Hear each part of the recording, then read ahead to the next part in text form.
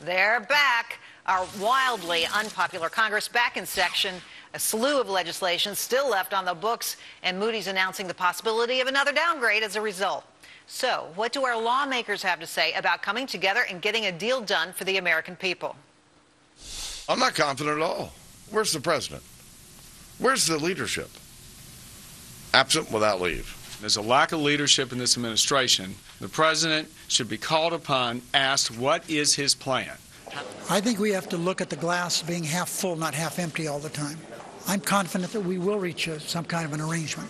Oh, my goodness. And today, a bipartisan group of senators began meeting to try and reach an agreement on an emergency measure to delay the fiscal cliff. Joining me now, Republican Congressman Tim Huelskamp from Kansas, a member of the House Budget Committee. It's great to have you here, Senator. Tell us about this deal you're crafting and how far it will go. Well, the deal you mentioned is over in the Senate. The House, we've already passed our plan to avoid the fiscal cliff and the possible double-dip recession.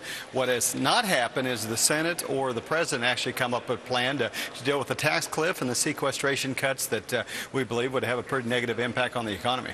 But this is really a stopgap measure, right? I mean, at the end of the day, it's only going to take us maybe 6 months down the road. Why not craft something that's a real answer to the problem? Well, absolutely. In April 2011, we had the warning shot from S&P and the final Budget Control Act that passed Congress.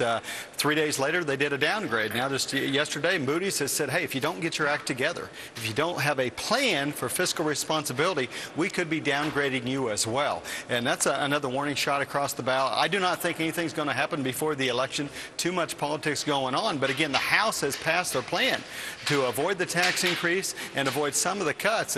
But frankly, we're still waiting on the Senate to act and the President to quit campaigning a little bit and join us. And that's my next question. If you can't even get the Senate together on this, just one House of Congress here, it doesn't really raise confidence in the overall abilities of Congress as a whole to do something. No, I agree. And the economy is bad. I think it's getting worse. And when I talk to small businessmen and women, they're worried about the uncertainty in this tax cliff. The sequestration is concerning them, and they have very little confidence in Washington, and that's why they're not investing. That's why they're sitting back and they say, hey, give us some certainty, Congressman, and we will get the economy moving again despite what's coming out of Washington. Well, I got to tell you, I mean, I feel like everybody's making the same point, and it's not very convincing. You know, I tried before, and it didn't work, so I'm going to sit on my hands.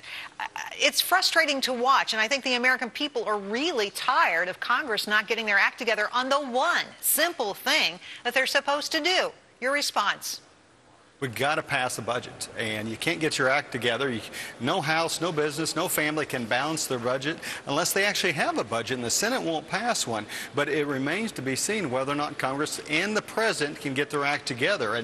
And millions of Americans do not have a job tonight because of the uncertainty in the economy, because of a lack of leadership in Washington, D.C. I think that's why most Americans say, hey, we're ready to do something different. We can do better in Washington. Give us some new folks, and particularly in the Senate, and I think a different president, and we'll have an answer. But before we have that election and before we have a new Congress and a new president, we have a long ways to go and a lot of uncertain times ahead, including the single largest tax increase in history will take place on December 31st unless we avoid that. We passed a House bill to avoid that, but in today's economy, that's not happening in the Senate.